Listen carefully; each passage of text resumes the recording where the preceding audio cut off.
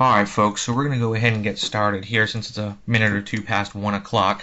First of all, I want to thank anybody who's on the line for joining us today for today's June webinar. I know this is a tough week to do a webinar, being the week before the 4th of July, so I appreciate everyone who is able to joining us. I know a lot of folks are taking some vacation time. So my name's Jeff Yeagley. I'm with Compass.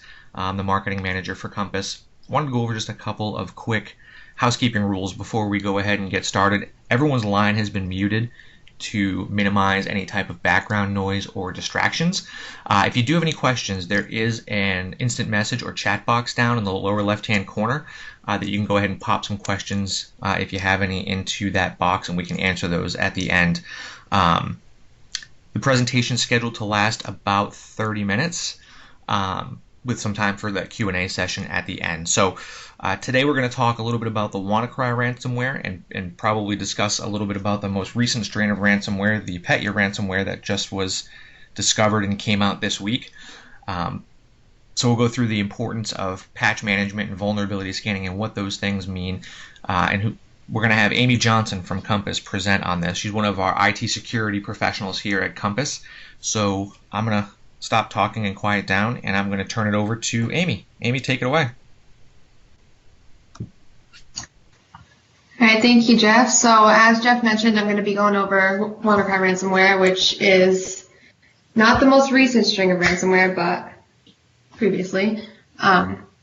So this is basically the agenda. We're going to go through what WannaCry is, talk about what happens when you get infected with it, certain steps to take like vulnerability scanning, patch management, vulnerability management, what the Windows vulnerability is that WannaCry uses, what to do if it's too late, and ways you can prevent this from happening. So basically WannaCry is ransomware, and ransomware is a type of malware that infects computers through different attack vectors, normally malicious websites or phishing emails. But the issue with WannaCry is that it doesn't necessarily use these certain attack vectors. So WannaCry differs because it's a worm, and a worm is a computer program that will replicate itself in order to spread to other computers and infect them as well. So it often uses computer network to spread itself, and it relies on security failures on the target computer to access it. So the WannaCry ransomware worm released into the affected systems, and it encrypts all the files, making them unavailable to the user. So the malware gives the user a pop-up, and this pop-up will explain what has happened and how you can fix it and what you can do. They try to make it look nice, but obviously it's a hack, so they're trying to get something from you. So the issue with this type of ransomware being a worm is that it initially keeps infecting. So in other words, once it gets onto one computer in a network, it uses that to hop to another computer and so on and so forth. And it'll just jump around to computers on that network and just keep infecting. So to fully recover the files that were encrypted, payment through Bitcoin is required, and Bitcoin is a cryptocurrency, and it's a common form of untraceable currency that hackers generally use on the internet to do attacks such as this one. So without the payment, the files are essentially remain encrypted and unusable forever, unless of course they can be restored from proper backups, or in very rare cases a tool is developed to decrypt the files, which can happen, but in this case it's highly unlikely because of the way that the keys are for each user. And after so many days, the payment will double and eventually no longer accepts payment, and the files remain encrypted forever. So this attack, it came from the NSA. The NSA discovered it a while ago, and a hacking group called Shadow Brokers stole these documents from the NSA, releasing them to the public, and thus became WannaCry. So this pop-up is an example of what happens when you're infected. This happens to be the end of it when the time has run out, but this is essentially what it'll look like. So on the left, the top part will have a timer, and the bottom part where it says your files will be lost on will also have a timer. So once the worm has infected your computer, this will explain what happened and how to get it back. It's pretty descriptive on what you can do. The message essentially states that important files have been encrypted and there is no way to get them back other than paying the ransom that they're asking. They allow you 3 days to submit the payment of $300. After those 3 days, the payment doubles. And then the final day to submit payment is 7 days after the worm has infected. Once that time runs out, your files are encrypted forever and there's no way to get the key. This type of ransomware actually uses Bitcoin to accept payments in order to go undetected. And with Bitcoin, the amount is public, so that's why they can see how much this ransom has gotten. However, everything else is untraceable. So the first step to basically protecting yourself is vulnerability scanning. So why is vulnerability scanning important? A vulnerability scan can expose vulnerabilities that a user was completely unaware of. And these vulnerabilities may open a door to a hacker trying to get into a device, which can lead to substantial loss in data or even breached information. Scans can expose things such as outdated software, unnecessary services opened, software that needs patching, poor encryption methods, and so on. And vulnerabilities like these are a gateway for hackers to exploit and gain access into a user's system. So with scans revealing flaws on a device, it can give this user a chance for remediation before something such as WannaCry happens and it's all causing disaster. Now, a good practice is for scans to rerun regularly, exposing new vulnerabilities because vulnerabilities will keep coming up. Typically, scans can be automated to run monthly or quarterly, which is a good practice to keep on top of any new vulnerabilities on the network. And keeping up with regular scans can really reduce any exploitable vulnerabilities occurring that anyone is unaware except for a hacker.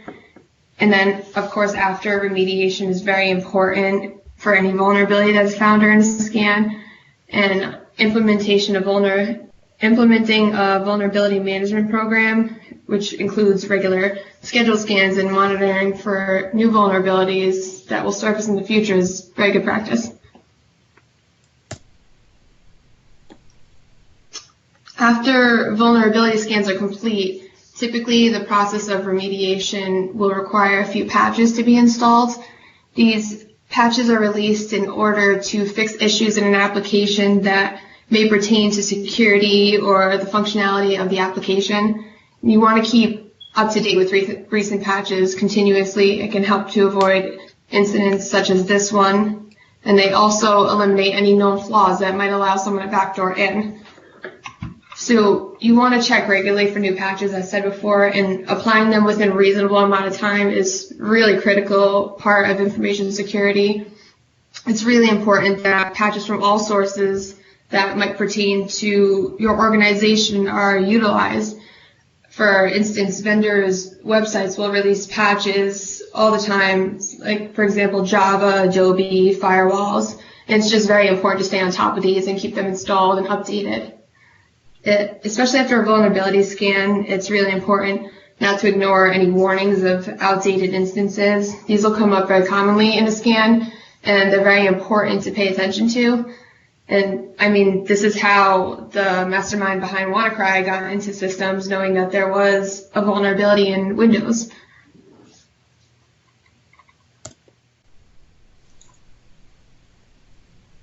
So vulnerability management is the process of discovering vulnerabilities and then going through a plan for remediation. So this will initially come after you've done a vulnerability scan, which is a step of vulnerability management. Basically, the goal is to risk rank vulnerabilities, so high, medium, low. And you want to understand the potential impact and then remediate the most critical first. In certain cases, the business may decide to accept certain risks and just kind of, in a sense, ignore them because they have to be there for business reasons. However, there are sometimes workarounds that can be implemented. It's also necessary to really determine when and how the risk will be remediated. Some methods might need remediation after hours to avoid disrupting any work during the business hours. This is a very common thing. And then this is basically where the planning comes into place. For example, with patches. To avoid any disruptions, you really want to run patches after hours. However, there are situations when the business might decide to cause a disruption because the patch is really critical and it kind of can't wait till after hours to be installed, kind of like the SMB patch. So anyone who might not have the SMB patch, which will fix the SMB vulnerability that WannaCry uses, you might want to install it ASAP and ignore that it might disrupt business needs because it's pretty critical right now. And then finally, mitigation comes in. This is where you plan to reduce the impact of any further vulnerabilities.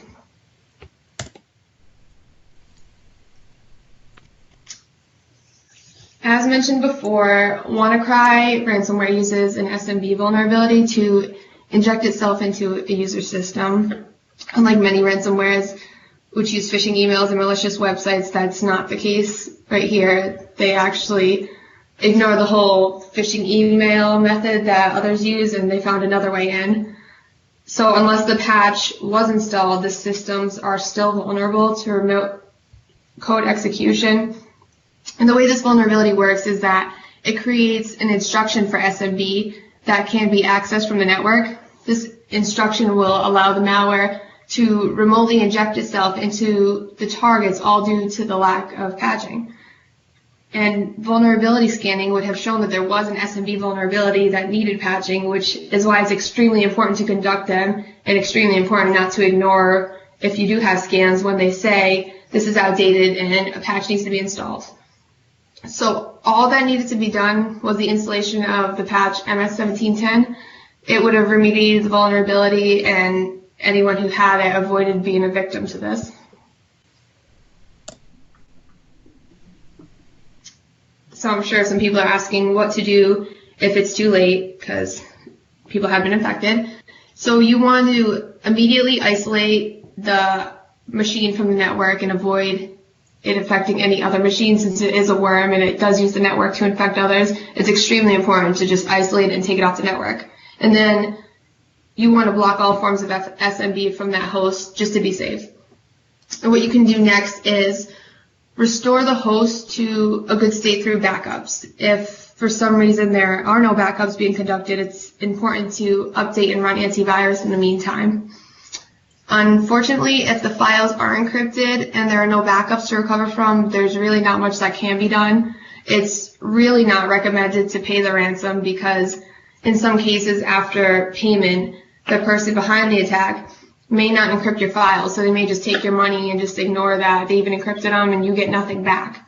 Also, when you pay a ransom from ransomware, that attacker, if they want to do another ransomware in the future, you're now a target because they know that if they encrypt your files, you will pay to get them back. So they're going to keep targeting the people who are paying. So it's really, really important not to pay it.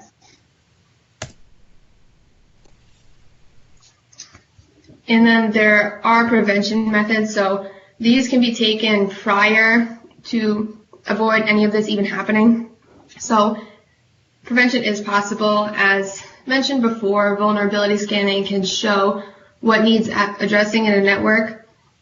At times, these vulnerabilities can require patches, such as the SMB remote code execution, which goes to show how important patch management is in an organization at both a host and network level. And then vulnerability management can help develop a plan on remediating any risks that were discovered. Having antivirus is also very important. It's a very simple way to make sure that you have good IT security in an organization. And finally, performing regular backups can save someone in the situation of ransomware. Anyone who was affected by ransomware, if they had backups, they can basically just isolate their computer and just restore it, and they don't have to worry about what happened to my files. Am I going to get them back? Do I have to pay the ransom? So it's just a very, very good practice. So with backups, the ransom being request can be ignored, as stated before. But in some cases, if the backups are stored on the network, they're also encrypted. So It's really important if you have backups to store them off-site or completely off the network. And if you're backing up to tape, they should be stored in a fire-safe location, like a fire-safe box, and of course it has to be locked. Storing them on the network is basically throwing away the time and money that's gone into even having backups.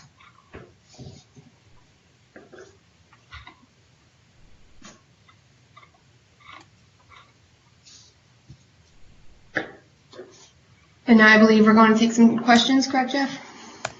Yeah, Amy, great job. Thanks for presenting on this. Couple of things I just want to kind of touch on to the folks that are on the line now and that might be listening to the recording later. Amy, maybe you can jump in and help out with some of this stuff since you're more technical than I am by a long shot. We did a presentation on this, which I think it was last year, and it talked about the differences because this is something that's always confused all the time, is really the difference between vulnerability scanning and penetration testing. And those are words that are, or terms rather, that are often interchanged and used for really lack of better terminology, just incorrectly and incorrectly used very frequently. So as Amy identified, when we go through the vulnerability scanning process, whether you're doing that on your own or using a vendor to assist you, you're looking for those possible areas of exploit, right? Those different critical areas, open ports, missing patches, whatever those indicators might be, and what the risk might be associated with them. Penetration testing is really the next step in the process, right, Amy? In terms of now you're physically trying to take that step to see, okay, here's a possible exploit. Now let me see if I can actually gain entry into the system through that exploit. Is that fair to say? Yeah, that's correct. So scanning will show you what vulnerabilities are in your system, where penetration testing will work to exploit those vulnerabilities and see what is accessible through them. So they're both two totally different parts of security, but they're both equally as important. Gotcha. Awesome. And this is really an interesting case, talking about the whole WannaCry ransomware, because of the way that it was delivered. And as you identified when you were going through the presentation, it wasn't delivered during or through the traditional means of a ransomware attack, through a phishing email or whatever the case might be, or a spear phishing email. It really exploited or looked at an exploitation inside the Microsoft operating system. So I think one of the challenges that we have as end users is we always kind of get those Windows needs to install updates, right? And they always do it at inconvenient times, of course, like 11 o'clock in the morning or whatever the case might be. And for me personally, I know that I always used to kind of push those back because I didn't want to stop everything that I was doing in the middle of a day or whatever the case might be. But it's really, really, really important that we install those updates for the machines that we have, that they get pushed out to us when they get pushed out to us, and not to wait because of things like this. How often should we be patching our systems? I mean, obviously we know that Patch Tuesday with Microsoft, they usually come out on Tuesdays, but I mean, is it acceptable to wait, or should we really just be installing those patches as soon as possible? The patches should be installed immediately for cases like this. I mean, they saw that there was an SMB vulnerability, and I'm sure they knew not everyone installs a patch right away because they're like, oh, I don't want to deal with that. Oh, I don't want to have to install this. I have to figure out when I can install this after hours. So they knew that some people do that, and they took advantage of that. So anyone who pushed off the patch, they became a victim. And they release patches because vendors see that they have a vulnerability in their application or software or operating system. So that's why patches and updates are released. And they're very, very important because they're basically giving you a fix to those vulnerabilities, and all you have to do is install it. Yeah, it makes good sense, and it's always one of those things that you always think is easier to push off and not do, but ultimately, as was proven with this WannaCry, consequences come pretty fast and furious, because I think that Microsoft released a patch, it was either in March or April, I think, right? Yep. So it's sat out there for a good month, possibly 2 months before being exploited, and I think the latest number was up to 450,000 machines worldwide, and it might even have climbed higher. But it just shows the importance of going through that. So one of the things that I always do, and maybe it's because I work for Compass and I'm a little bit geeky when it comes to this type of stuff, but I have an iPhone. And whenever I get the updates, and it's always kind of cryptic as to what the update is, those small incremental updates like 10.3.1, and those are always usually security related. at least on the iPhone and inside of a Mac, you can go and actually read the specific security components or the security vulnerabilities that they're fixing with the update. And some, again, specific to Apple, they go ahead and share who alerted Apple as to what the problem was, what the security vulnerability was, and what danger it could present. They obviously don't give you the specific details around it because they don't want people trying to find workarounds. But it's interesting to see, and a lot of them come from folks who work for other larger organizations. Again, this is just specific to Apple, but it's interesting to always see who the folks are that are going out there and researching these vulnerabilities. So the point that I'm trying to make is that people are looking for vulnerabilities all the time.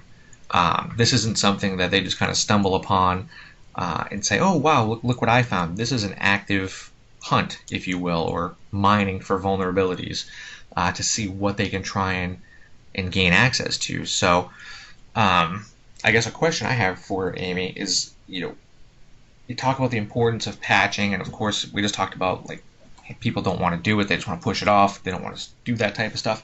How can people set up an automatic patch deployment? Can they do that, actually? Let me start there. Yep, so there are ways to set up an automatic patch deployment. Microsoft itself offers something called Windows Server Update Services, which will allow automatic Microsoft updates.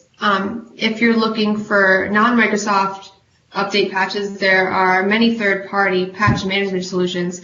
They can be found just through a quick Google search and just easily downloaded. I mean, there's ways that you can automate it, so make it a little easier on yourself. Don't have people pushing it off so much.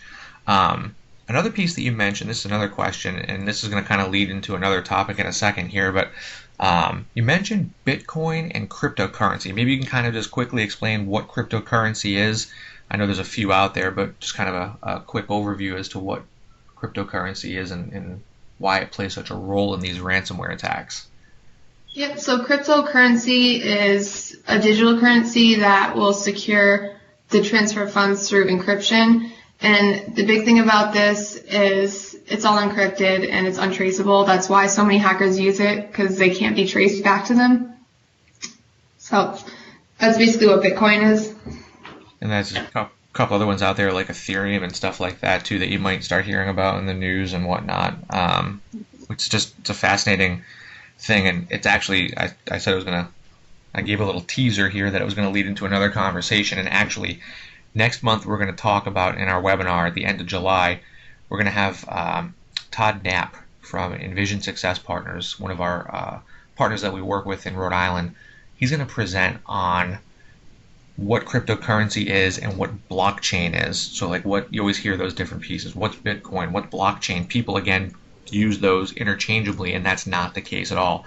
I went through the presentation last week, and maybe I'm building it up because I want everybody to attend the webinar, but it was awesome. It was unbelievable to listen to really what the technology is behind it and why it is so prevalent and growing in use. And also what was really intriguing to me, and I won't spoil it, I'll let Todd do that in a month from now, is what it can be used for in the future, which is kind of crazy to think of, and really kind of where this is going. So he does a great presentation, so look forward to that at the end of July. So I apologize for jumping off of topic on this one, but it's the way that life is going these days, and technology and security is going, and we need to be aware of it. So that's really the goal behind all of these presentations, is to arm you guys with the tools to protect yourself and stay a little bit safer, if that's really possible. So I'm going to pop over here. I apologize. You guys are going to see a black box on the screen, and I apologize for a moment here while I just check to see if there's any more questions that have come in. It does not look like there have been. So I'm going to go ahead and wrap up the presentation here. First of all, Amy, thank you so much for taking the time to present on this topic. I think it's so incredibly important, and obviously it has lasting consequences and can be very dangerous. While WannaCry infected 450,000 machines, thankfully it wasn't able to make that much money. And again, this all comes down to it's a business, right? Don't pay the ransom because you're just kind of reinforcing and encouraging bad behavior. So thank you for taking the time to create the presentation and presenting to us. Thanks for anybody that was able to join. Thanks for the folks that are going to listen to in the future for the recording. And stay tuned to our site. I'll be posting the details and information. I'm just working out the final dates with Todd. It's either going to be the 27th or 28th of July, right around the same time, either 1 o'clock or 2 o'clock in the afternoon. So look forward to that. You'll see emails coming out with invitations as we get closer as well, but it will be posted on our site. So thank you again, everybody. I hope you all have a very happy and safe 4th of July, and we look forward to presenting to you again in July. Take care, everybody. Thank you.